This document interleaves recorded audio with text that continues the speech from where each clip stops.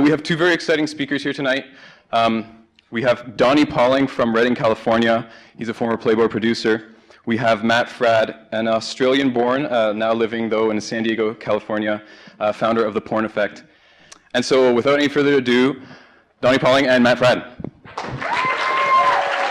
Thanks, man. While you untangle that, I'll just welcome everyone. It's so good to see so many people out at this event. Thank you for coming. It's going to be an exciting night, no matter where you stand, where your opinion is on this. I think 20 years ago, it took time, money, and effort to seek out and view pornography. When I was 15 years old, I had to go over to my best friend's house and wait till his dad or elder brother went away so I could kind of search through their bedrooms to find the stuff. But today, it takes time, money, and effort simply to avoid it, huh? No longer confined within the walls of a rundown building in the bad part of town, porn is now wherever you are, thanks to the internet. In your back pocket, on your phone, on your computer, at your house, at your office, it's everywhere. What we once called hardcore, we now call softcore. What we once called softcore, we now call, like, I don't know, halftime at the Super Bowl, maybe, you know? And it seems like the more accessible pornography has become, the more acceptable we've begun to view it. I don't know where you're at. I don't know if you think that porn is, you know, the worst thing since unsliced bread, or just the best thing going around. And wherever you're at, you're very welcome. You know, if not a university campus, where else to be able to discuss things where we're allowed to have differing views on? Like, this is the beautiful thing about living in a free society. So I'm very excited about tonight. Now, what I hope we can do tonight is expose, I guess, some of the myths surrounding porn. When I grew up, I used to just kind of laugh it off, like, she's willing to do it, I'm willing to look, I'm not raping anybody, it's not like I'm addicted, you know what I mean? This is all good. And I think there's a lot of myths involved. And so to expose some of those myths is a man who's been there and done that and is using one of my new shirts to wipe the sweat off his head. That's right. Dude, like, what is that about? I was selling them shirts. His name is Donny Pauling. He smells a bit, but he's got a heart of gold. Give it up for him. All right. What a lovely introduction. Thank you so much for that. You know what you should do? But a way to win over the audience is just to say something kind about Canada. Oh, that is not good. I mean, I'm thinking. Think of something better. There's just so many things to say. That's what am I going to say? You know. Do you know what's Canada? No. What's the capital of Canada? Do you know the capital? Ottawa. Good job. What is the Toronto hockey team? Oh man. We didn't rehearse this, so if he gets this wrong... I don't know, actually. What is it? Tell me, somebody... Maple Leafs. The Toronto Senators, exactly. Yeah. The 49ers. 49ers, yeah. Yes. Well, man, it's good to be here. I'm excited. I think you're a great guy, and I'm really excited about our kind of conversation tonight. I was thinking before we kind of talked more about your history and your past, if you could just sort of give us the Twitter version, if you will, of what you did, where you were at, and where you are now. And then we'll kind of go into it a little deeper. Well, 140 characters won't cut it, but I kind of travel around and speak at universities like this. The photo that you see up above was on Nightline ABC when I was debating Ron Jeremy, who I'm sure some of you know who that is. Maybe they don't want to admit. One of the biggest porn stars in the business. He's done like 3,500 films, and Martin Bashir in the middle from Nightline is the one moderating it. But if you... I mean, my whole take on this is I'm not here to tell you what to think. I'm just telling you what I saw, because you're all intelligent students, and I think that before we make any decisions on anything, having the most information possible is probably prudent. And so that's why I travel and speak, is you hear all the glamorous sides of porn, and there's some things that people just don't tell you about. So I just kind of come along and share what I saw in my 9 years in the business. My last 18 months was with Playboy. I produced for them. I also had a network of sites that had 12 million visitors a month coming to it. I've had, you know, Penthouse Pets of the Month. I've had Girls and Hustler. You know, I've been the wide range of anything. I started off softcore and ended up, you know, shooting hardcore movies. If you want to know the difference between soft and hardcore, for a pornographer's point of view, softcore is like a, you know, girl posing alone. And hardcore is, you know, interaction between any two people. So I've done it all. I've produced millions of images and I don't know how many hours of video, and now. When I was 16 years old, if someone had said to me, Matthew, what would your dream job be? I'm just going to be honest, right? Like, porn producer probably would have fallen in with the top two. Yeah. So is this something you imagined that you would be doing as a 16-year-old boy? Did you have any idea? Or even I was younger? imagining a lot of things when I was a 16-year-old boy, but I can't say that producing porn was one of them. I did, however, when I first started, think it was fantastic. That's why I got in. I mean, I was a married man, and when my wife was asleep, then I'm looking at porn and thinking this would be awesome to be able to do this for a living. Let's go back a bit, because I want to know like how a porn producer is raised. Like, what was it like growing up for you? What was your views on sexuality and pornography and all that? I was actually a pastor's son, to be honest with you, of a Pentecostal church. And growing up, I saw so much hypocrisy in religion that I wanted absolutely nothing to do with it. I just was thinking, if this is what it means to be a Christian, I want no part. So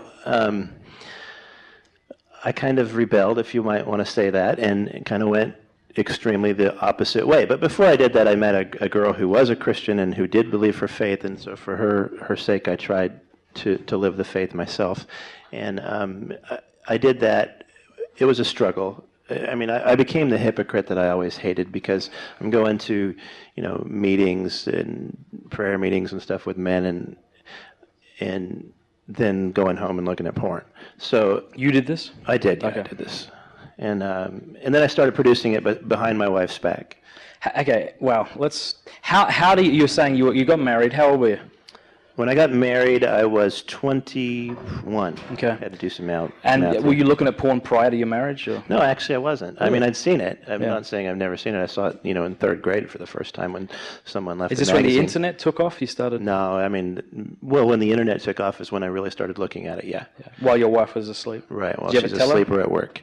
I didn't really tell her, no. No, it's something that I knew she wouldn't be okay with. She was very jealous anyway, so, I mean, she's not going to like me looking at porn. She's Sure. going to be jealous of the women on there. Okay, so you're looking at porn and you're thinking what, apart from whatever? I'm thinking that looks pretty nice. Yeah. Why do people look at porn? We're attracted to it. Because they dislike it. Oh, this is it's like, terrible. let's go to the next. Yeah. Okay, and so, but how did you said that you were looking at it and you were thinking you could make money this way, or what? Yeah, I mean, I was the kind of person that's always looking for a way to make extra money. I majored in computer science, and that just wasn't making as much money as I wanted it to. I had dreams of millions, not, six figures. That's not enough, so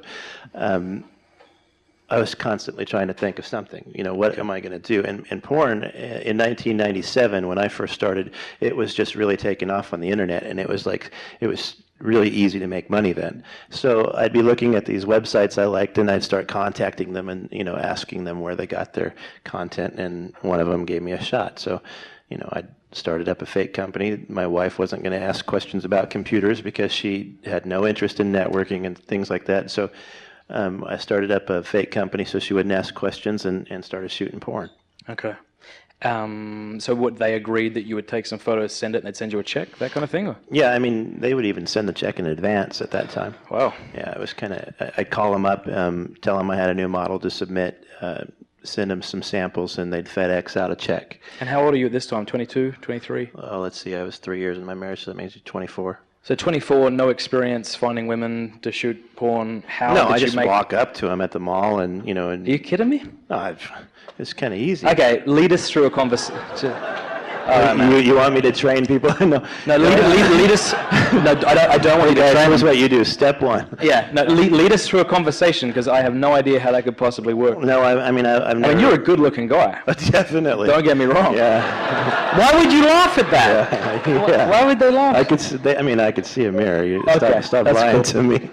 But really, I'd walk up to them and I'd be like, I'd just tell them what I did. I was like, I'm Donny, and I'd take photos of people for different internet sites, and it pays $500 to $1,000 a day. And you want to hear some more? I'll tell you more. I mean, I'm not. You just go up to random people, pick I up would. spaghetti from the shelf. No, I would just like walk up to him in malls and just start talking. Okay. Do you have business cards? I'm sorry, I'm just trying to understand how this worked. No, I mean, I'd taken, and my major was computer science, but I had a minor in psychology, so I kind of would read people and try to figure out what would work best to approach them, and it usually worked. I mean, the majority of the time I'd get someone to model for me, because you know, you feed them a lie about how it's not a big deal. And I'm sorry if you think porn's not a big deal. You know, I'm just viewing, you know, showing my opinion after being in it for so long. I think it is a big deal because I saw a lot that I don't think people should have to see. I saw a lot of lights go out in people's eyes, basically. I mean, you come in and you think this is a great business and you're making a lot of money, but like, you don't think about, you know, your dad walking out of his work and finding his car covered with images of things that you're doing with other people, and you know what kind of relationship killer that's going to be with your dad. And I saw that happen over and over again in my time. Where did you shoot? You couldn't do it at home, obviously. Where were you?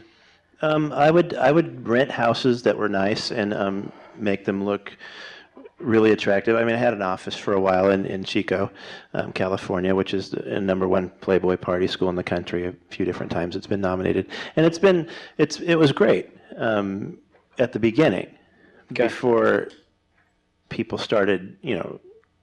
I just don't want to really tell you too terribly much yet, because I think that we should get there first. But well, I liked how you were talking about lights going out. I just want to understand. So they agree to do this? Yeah. I mean, they're adults making adult decisions. That's for sure. That's an argument that I will never dispute. That's true. Yeah. But I'm wondering how they went from just sort of agreeing this in the mall, maybe having no experience in it, to getting to taking their clothes off and you taking photos of them. Like, how does that process work? Well, you know, in the society that we live in, you know, just speaking in modern times, I mean, Paris Hilton makes a porn video and becomes famous because of it, and, you know, Britney Spears can go out without her underwear, and we talk about it for weeks on CNN. So, I mean, and then all of us sit around watching porn with our parents, which, I mean, it might not technically be porn, but, I mean, 2.5 Men's pretty much porn with your clothes on.